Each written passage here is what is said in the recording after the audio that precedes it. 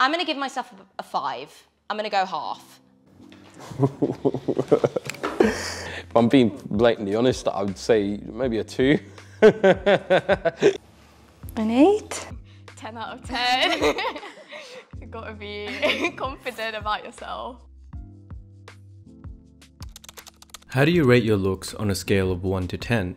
We're continuing our series where we branch out from the usual format and instead ask people for a range of different backgrounds on how they feel about all things related to beauty and aesthetics. So how do you rate your own looks is quite a bit of an awkward question to answer, so really appreciate everyone who participates in this video. As we were looking back at the clips, we did notice a specific trend in the answers that ties in well with some of the research that we've been exploring lately. 7 out of 10. Well, I was gonna say 6, but I said let me just hype myself up a little bit. 7 or 8. I like the way I look, but sometimes there are days when I don't, so... Maybe like a 7.5. I would say 7. Probably say 7. Well, it definitely depends on how I'm feeling, but probably like a 7 out of 10. I think I rate myself a 7. So it seems that a lot of people rated themselves a 7 out of 10, and this is in line with what we predicted after researching the topic in more detail. Just taking one study as an example, Cooper et al. Asked unmarried university students to rate their own attractiveness and found most men and women also rated themselves a 7 out of 10. When asked about the lowest possible attractiveness level that they would consider for a potential romantic partner, again, most said a 7 out of 10. I'd probably rate myself about a 7.5, 8, maybe, I don't know. I don't know, I think that I try to make myself look nice and I make an effort. Probably like a 5.5, 6 maybe.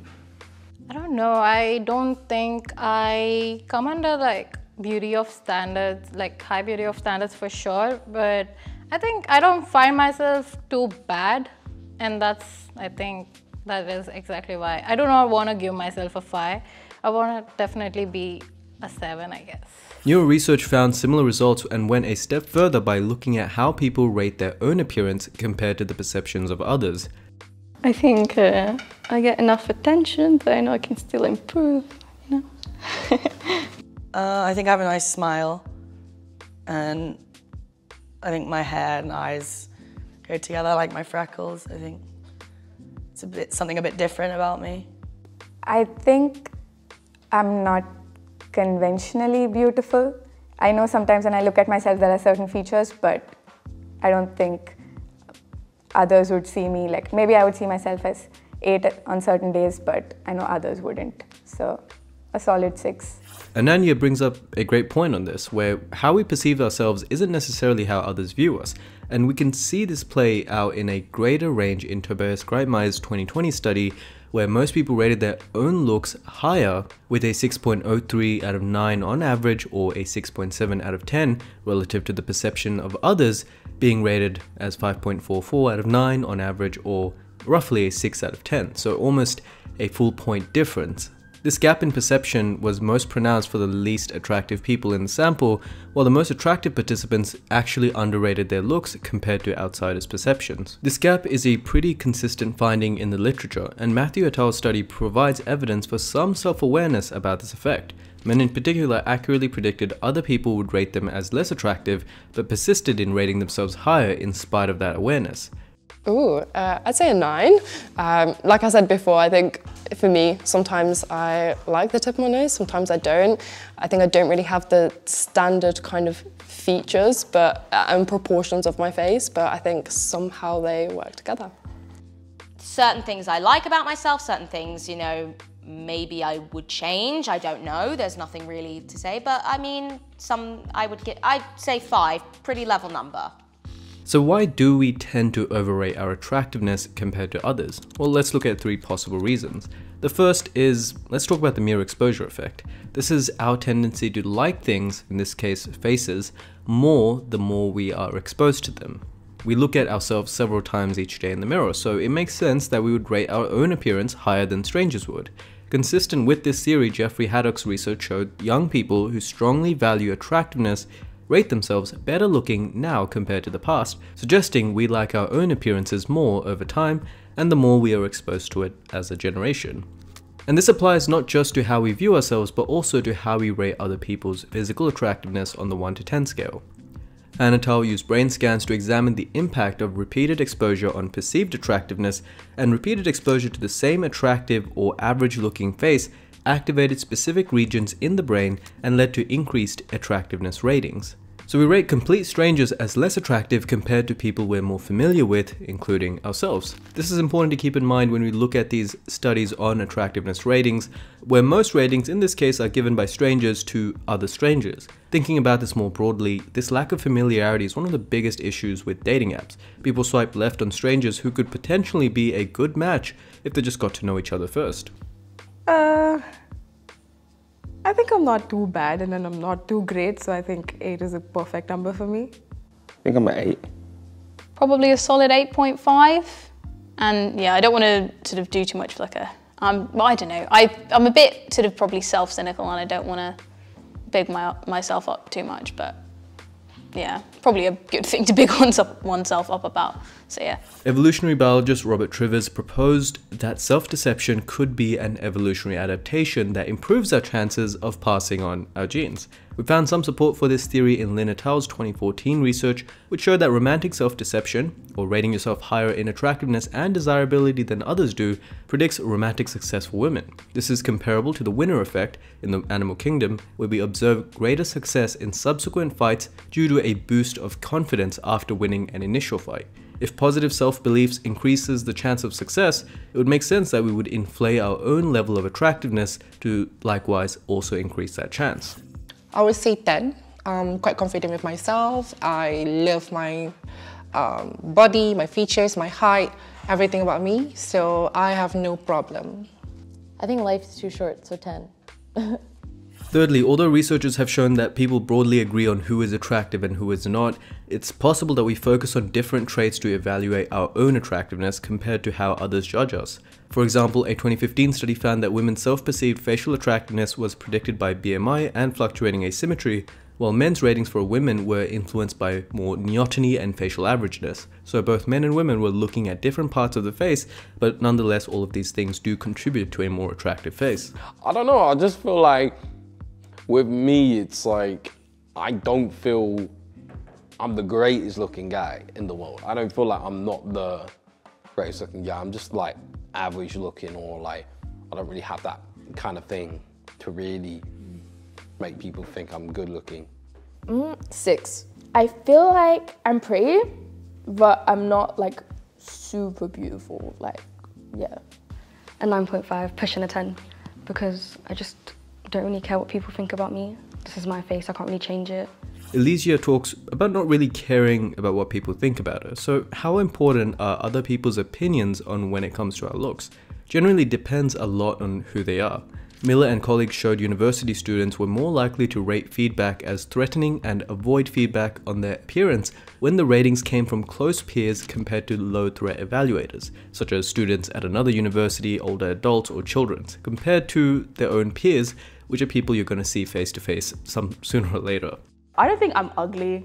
I'm not the most attractive person in the world, but yeah.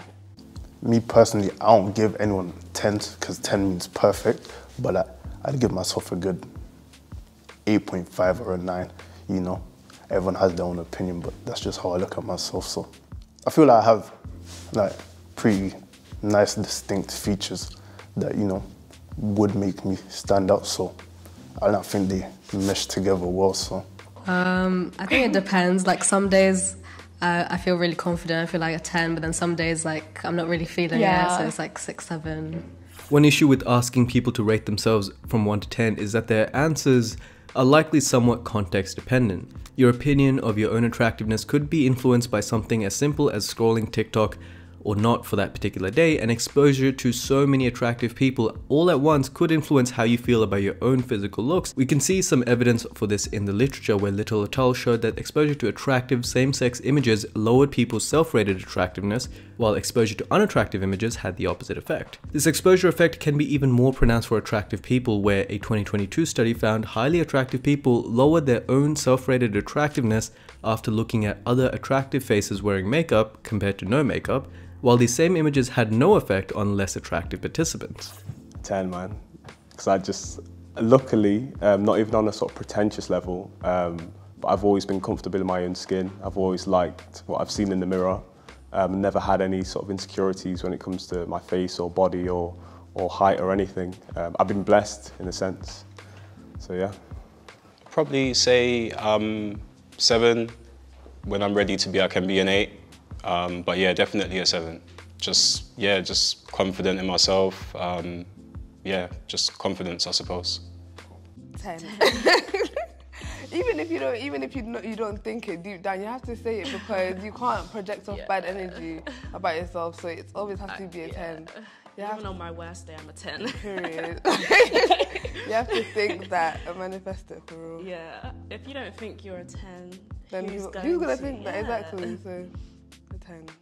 A lot of our interviewees mentioned the importance of being confident in your own looks, and there's a good reason for this. Both men and women rate confidence as an important trait in a potential partner. But is there an optimal level of confidence for maximizing attractiveness? Murphy et al. Ran 4 different experiments to find out, and their initial results show that overconfident people were accurately perceived as more confident, which did increase desirability. However, they were also perceived as arrogant, which negatively impacted desirability, more or less cancelling out the effect. But there are some real benefits to overconfidence. Being overconfident was a net plus when it came to intrasexual competition, and the authors asked participants to write their own dating profile. Then they were given the chance to bet money on if their dating profile was more attractive than another profile, and the results show that people were less willing to compete against overconfident opponents, while the overconfident ones were more likely to agree to compete across the board. In a follow-up experiment, the authors found that as levels of competition increased, the negative effects of arrogance on overall romantic success seemed to disappear, while the positive effects of confidence became stronger. So the main takeaway here is that overconfident people seem to have a significant romantic competitive advantage. Therefore, it makes sense that we tend to overrate our own looks compared to others' perceptions. 10. Because it's me, it's for myself, you know. I should see myself as a 10 out of 10. Oh, 5. You know, it's a good solid pass mark rate. Nothing too fancy. Because I think I'm cute, but yeah, I put in a lot of effort to feel and look nice and be nice. I think my personality also shines through. Corinne mentioned her personality and how it impacts the way she rates herself. Now you might think personality is irrelevant when it comes to the 1 to 10 scale, particularly on looks, but we came across some significant studies showing that personality genuinely does influence our perceptions of physical attractiveness. Let's look at one of those studies where Kong et al. Divided 120 people into 3 groups and asked them to rate 60 women's attractiveness. 2 weeks later, they rated the same faces again, this time with positive, negative, or no personality information. There was a significant boost in rated attractiveness for those with a positive personality and a decrease in rating for those with a negative personality trait ascribed to them. And another 2023 study added to this body of research showing that perceived honesty boosts physical attractiveness ratings for both men and women. The impact of personality on perceived physical attractiveness and also the mere exposure effect helps to explain why so many couples start out as friends. Hunt et al. Showed that couples who had been friends before dating had much lower attractiveness correlations, a range of 0.20 and 0.40, compared to those who had formed relationships soon after meeting, attractiveness correlations of 0.52 and 0.70, meaning that the more attractive couples tend to start straight into a relationship and the less attractive ones tend to go from friendship to relationship. This is another reason why we might rate our own attractiveness higher compared to a stranger's assessment, because we're more familiar with our positive personality traits and that influences our perceptions of the way that we look.